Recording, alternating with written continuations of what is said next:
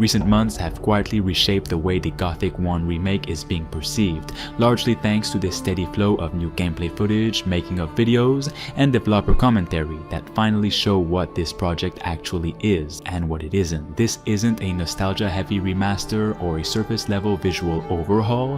What's being built here is a full reimagining of the original Gothic, designed to preserve its identity while rebuilding nearly every system from the ground up for modern players. What stands out immediately in the latest gameplay material is how much effort has gone into preserving the feel of the original world rather than modernizing it into something unrecognizable. The colony still feels hostile, oppressive, and indifferent to your existence. You're not treated like a hero, and the game doesn't rush to make you feel powerful. Early encounters remain dangerous, exploration feels risky, and even basic survival requires attention. That philosophy, which defined Gothic in the first place, is clearly being treated as non-negotiable. The world design reinforces this approach. The remake uses a fully rebuilt open world that's denser, more layered, and more reactive than before, but it avoids turning the map into a checklist of icons. Camps feel like real social structures rather than quest hubs, and NPCs move, react, and behave in ways that sell the idea that they exist independently of the player. The developers have repeatedly emphasized that schedules, routines, and faction dynamics are core to the experience, and the recent footage backs that up. People aren't waiting around for you. They're living in a brutal prison colony that doesn't care if you survive. Combat has been one of the most scrutinized aspects of the remake, and the newer gameplay clips finally make it clear what direction they're taking. Instead of fast, flashy animations or overly cinematic attacks, combat remains deliberate and weighty. Timing, positioning, and reading enemy behavior matter far more than raw stats. Enemies don't politely line up, and poor decisions are punished quickly. It feels closer to a grounded, skill-based system than a power fantasy, which aligns far more closely with what Gothic has always been about.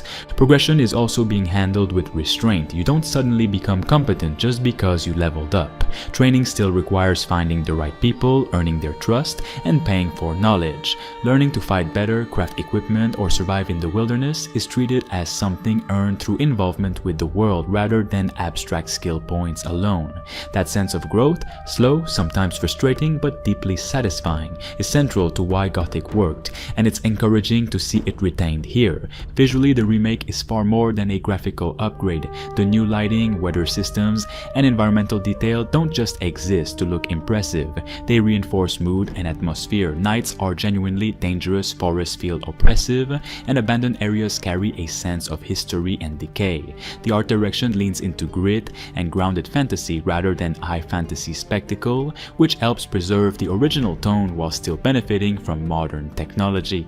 Another important shift is how dialogue and choice are being handled. Conversations feel more natural, with better pacing, improved delivery, and a stronger sense of consequence. NPCs remember how you treat them, factions react to your decisions, and alliances aren't guaranteed. From what's been shown, choices won't be telegraphed as good or bad. They simply exist, and you live with the outcome. That moral ambiguity is part of what made the original game stand out, and it seems to be a guiding principle here as well.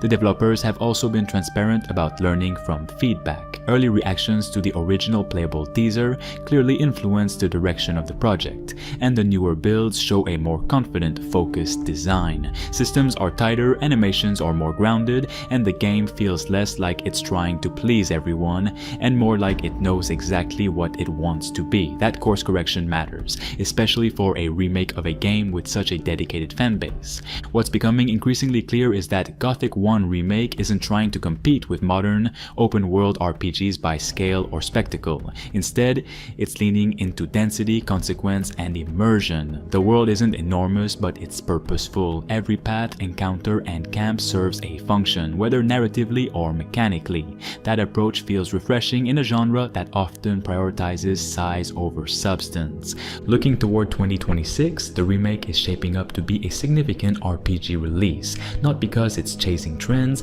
but because it's doubling down on principles that modern RPGs often overlook. A dangerous world, slow progression, meaningful factions, and a sense that survival itself is an achievement. For players who missed Gothic the first time around, this could be an entry point into something genuinely different. For longtime fans, it's increasingly looking like a respectful, thoughtful reconstruction rather than a hollow tribute. If the developers maintain this trajectory, focusing on systems, atmosphere, and player agency rather than spectacle, Gothic 1 Remake has the potential to stand out not just as a successful remake, but as a reminder of how grounded, uncompromising RPG design can still work today.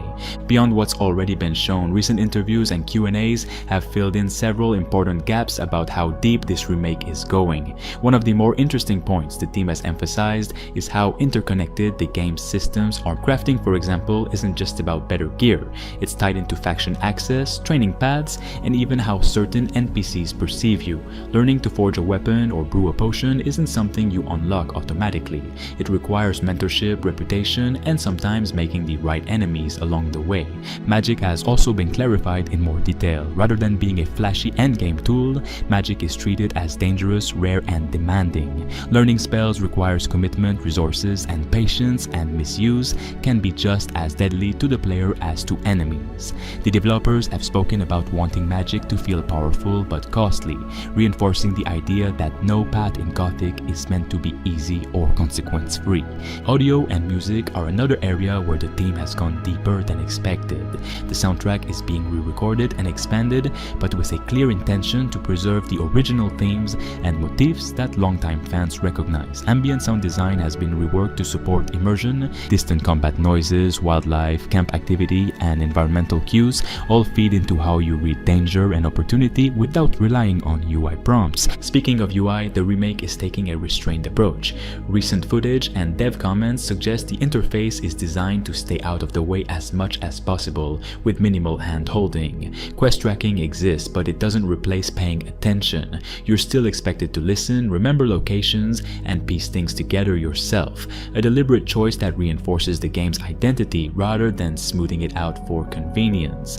There's also been discussion around mod support, which is clearly something the developers are aware of, even if specifics haven't been fully locked in yet. While nothing has been formally promised, the team has acknowledged the importance of the modding community to Gothic's legacy and has hinted at building the game in a way that doesn't actively block future modding efforts. Voice acting and localization have seen upgrades as well. Characters are more expressive, performances are more grounded, and dialogue delivery is meant to reflect social hierarchy, tension, and mistrust within the colony. This isn't about cinematic monologues, it's about selling the reality of a place where people are trapped, desperate, and often hostile. All of this paints a picture of a remake that's being shaped with unusual care, not by overcorrecting or reinventing the wheel, but by asking what made Gothic distinct in the first place and rebuilding around that foundation. If the final release delivers on even most of what's been outlined and demonstrated so far, Gothic 1 Remake won't just appeal to nostalgia. It'll stand as a serious RPG in its own right, one that trusts players to engage with its world on its terms.